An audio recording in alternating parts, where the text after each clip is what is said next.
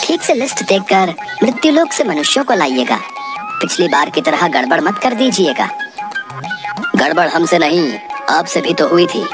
बिना वेरीफाई किए हुए आपने कई आदमियों को स्वर्ग के बदले नर्क और नर्क जाने वाले आदमियों को स्वर्ग का टिकट अलॉट कर दिया था। वो गलती भी आपके चलते ही हुई थी। आप ही नीचे मृत्युलोक में बिना लिस्ट वेरीफाई किए एक ही नाम और राशि के कई लोगों को एक साथ ले आए थे। जानते भी हैं आप कितना कंफ्यूजन हो गया था। कंफ्यूजन? और आपने जो वकील को स्वर्ग भेज दिया था, उसके बाद उसे नर्क शिफ्ट कराने में दांतों तले चने चबाने पड़ गए थे। वो तो भला हो एक नर्क वाले मोटे क्लाइंट का, जिसके कारण वकील नर्क में ट्रांसफर हुआ। वो वकील बोल रहा था कि धंधे के लिए तो वो नर्क में भी चला जाएगा। ठीक है बाबा, मेरी ही गलती थी। अब जल्दी से पृथ्वी पर जाइए आप। एक पल भी देरी हुई तो अनर्थ हो जाएगा।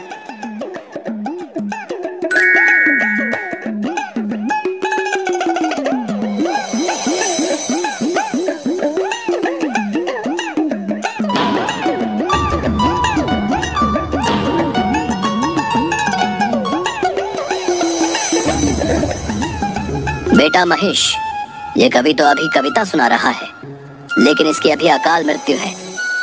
आओ इसे हार्ट अटैक देकर ले चलते हैं यहाँ से।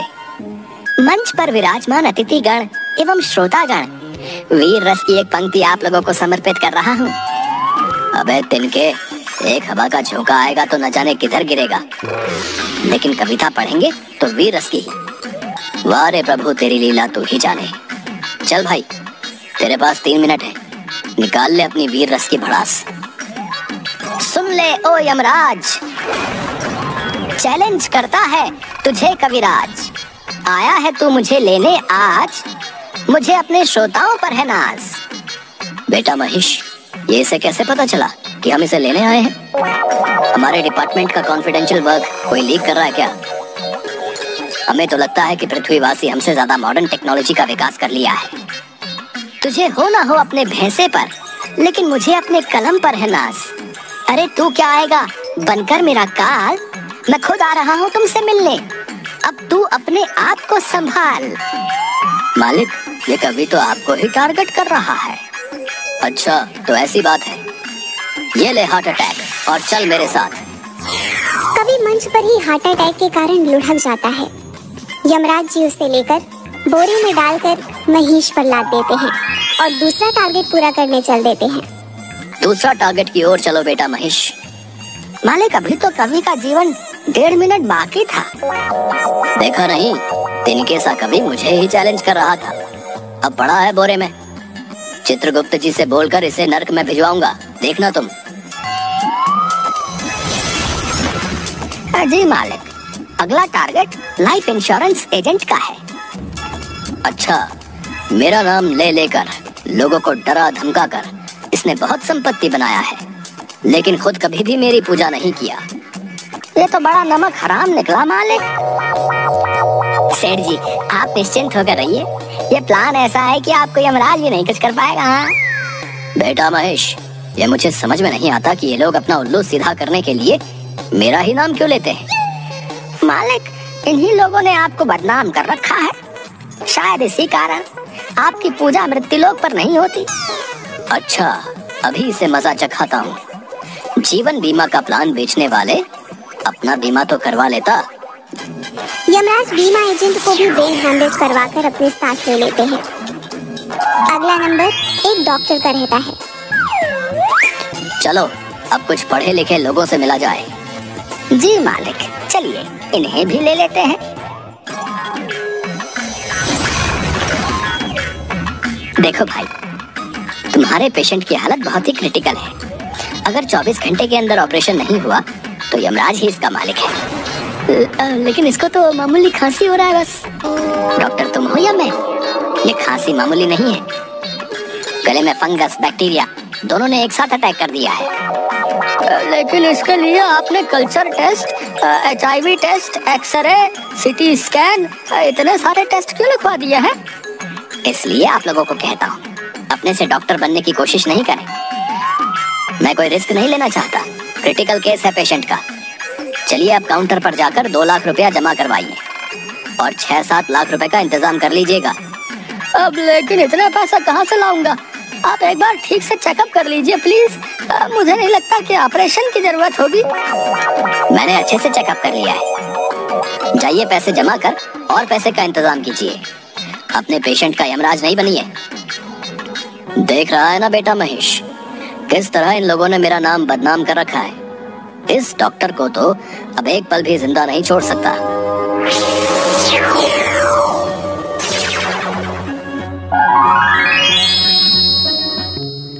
अब थक गया हूँ मालिक। लास्ट शमशान से तांत्रिक को लेकर हम यमलोक चल देंगे। इस मुर्दे को मैं आज यमराज से छीन कर लाऊंगा। बक्कड़ चक्कड़ चामुंडा, ये लाश अभी तू खड़ा हो जा। गिद्ध चील कौवा और बाज, खदेड़ा जाएगा यहाँ से यमराज।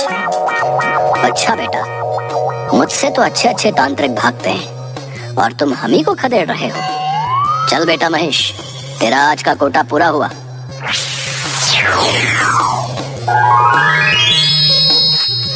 इस तरह यमराज कवि, एजेंट, डॉक्टर और तांत्रिक को लेकर यमलोक चले जाते हैं।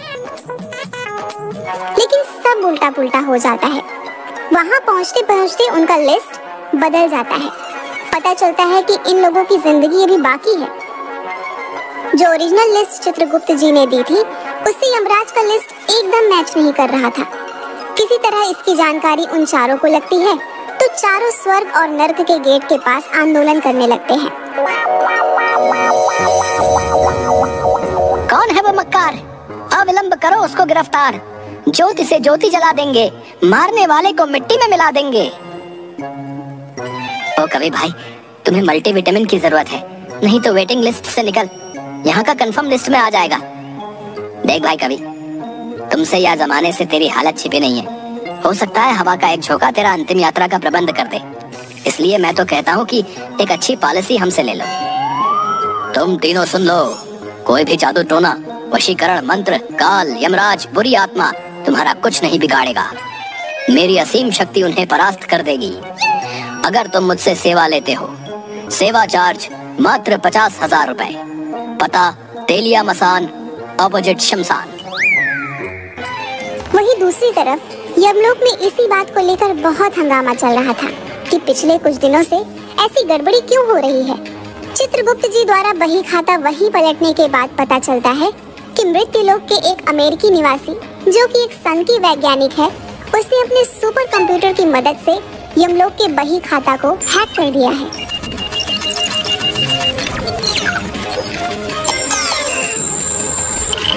ओह, अब क्या होगा? देखता हूँ क्या हो सकता है। इन चारों को यमलोक लाए कितनी देर हुई है? 3 मिनट। पहले बिना समय गवाए इन चारों को मृत्युलोक छोड़कर आइए। अगर किसी ने अंतिम संस्कार कर दिया तो अनर्थ हो जाएगा। यमराज तुरंत उन चारों को लेकर महेश पर लादकर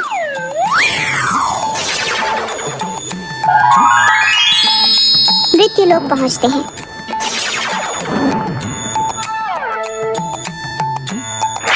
और उन सभी को उनके शरीर में वापस भेज देते हैं। उनके परिजन, जो उस समय रो रहे थे, विलाप कर रहे थे, उन्हें वह जिंदा पाकर बहुत खुश होते हैं। यमराज वापस यमलोक पहुंचकर सन की वैज्ञानिक यमलोक के बही खाते के साथ छेड़छाड़ किया है, इसलिए उस सन की वैज्ञानिक को दंड मिलना चाहिए। हम चाहें तो अभी के अभी उस सन की वैज्ञानिक और उसके टेक्नोलॉजी को नष्ट कर दें, लेकिन हमारा हाथ भी सिस्टम से बंधा है। उस सन के वैज्ञानिक को मजा चखाने के लिए आपको पृथ्वीलोक पर जाना होगा। यही ठीक रहेगा। मैं अभी ही अपने महेश को लेकर निकलता हूँ पृथ्वीलोक के लिए। रुकिए, ये नक्शा ले लीजिए ताकि उस वैज्ञानिक को खोजने में आसानी हो। उसका सारा बायोडेटा लिखा हुआ है इसमें। यमराज और महेश दोनों अपना अपना गेटअप चेंज कर लेते हैं। यमराज जी अपना नाम यम्मू और महेश अपना नाम भैंसू रख लेता है।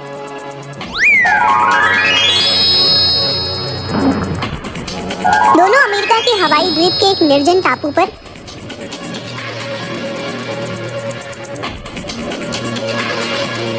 वैज्ञानिक को सबक सिखाने के लिए पहुंचते हैं।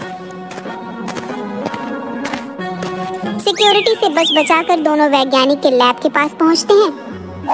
तभी एक गार्ड उन्हें देख लेता है। यह कौन है वहाँ? अंदर कैसे आ गए? सिक्योरिटी! हाय भैया, कैसे हो? अरे अरे अरे भाई, तुम भी इंडियन हो का? हाँ भाई, हम हैं यम्मू और यह है महेश। वैसे तुम भारत में कहाँ से हो गार्ड भाई? अरे हम तो बिहार से हैं। वैसे तुम लोग कहाँ से हो भाई? ये तो गजब होई गवा, हम सब भी बिहार से हैं। अरे ला मर्दे, तनी खैनी खिला। बहुत दिन हो गईल आपन बिहारी खैनी खायल। अमेरिका में बिहारी जैसन खैनी कहाँ मिलेला? यहाँ के वर्जीनिया खैनी और सिगार में उदम नहीं खे। ये बात तो 100% सही बोला रहा कि इहवा के खैनी में उहवा जैसन मजा ना बा। इला काल ही एगो चाचा से मंगाई ले बानी। इला हमार खैनी खा के देख, मर्दे खांटी बिहारी खैनी बा।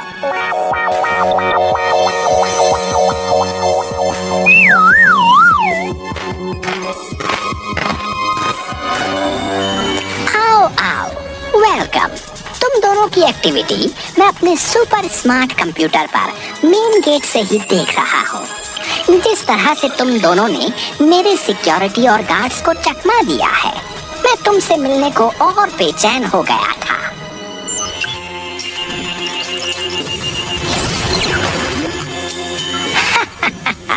कैसा लगा मेरा स्वागत?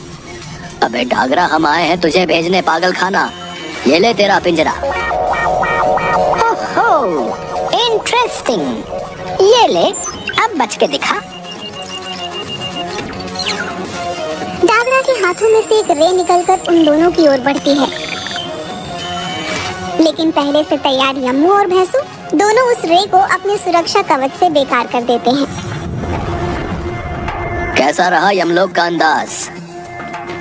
इसके बाद यम्मू बढ़कर सनकी वैज्ञानिक डागरा को पकड़ लेता है और उसके दिमाग में पीछे से 2 नस को दबा देता है। ये ले भटके हुए मनुष्य, तू अब अपने बचपन के मजे ले। अब वह वैज्ञानिक अपना सारा मेमोरी भूलकर बच्चों की तरह ट्रीट करने लगता है। अरे अंकल, आपकी मूत के साथ मुझे खेलना है। अरे बाबा, मैं तो बफेलो की सवारी करूँगा। उसके बाद यम्मू और भैंसू पूरे लैब को जला देते हैं। अब हमें जल्दी से यमलोक की तरफ निकलना चाहिए। ये नादान मनुष्य कहीं हमारे पल्ले ना पड़ जाए। हाँ प्रभु, जल्दी विराजिए, हम लोग निकलते हैं। और वहाँ से यमलोक वापस आ जाते हैं। अब यमलोक का सारा सिस्टम पहले की तरह काम करने लगता है।